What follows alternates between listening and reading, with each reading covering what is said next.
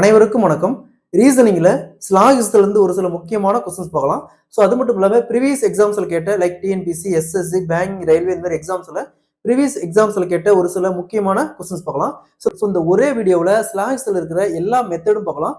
So இந்த ஒரு video பார்த்தாவே ஸ்லாகிஸ்ல எந்த மாதிரி சம் கேட்டாலும் நீங்க சால்வ் பண்ணிடலாம். ஃபர்ஸ்ட் சம் பார்க்கலாம். ஃபர்ஸ்ட் ஸ்டேட்மெண்ட், அதாவது கூற்றுகள்.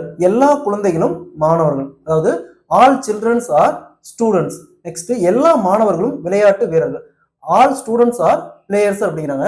அதே மாதிரி முடிவுகள், அதாவது கன்க்ளூஷன், அனைத்து கிரிக்கெட் வீரர்களும் மாணவர்கள், அதாவது all cricket players R students. அதே மாதிரி அனைத்து குழந்தைகளும் விளையாட்டு வீரர்கள், அதாவது ஆல் சில்ட்ரன்ஸ் ஆர் பிளேயர்ஸ் அப்படிங்கிறாங்க. ஸோ பாருங்க இங்க என்னங்கிறாங்க, எல்லா குழந்தைகளும் மாணவர்கள்.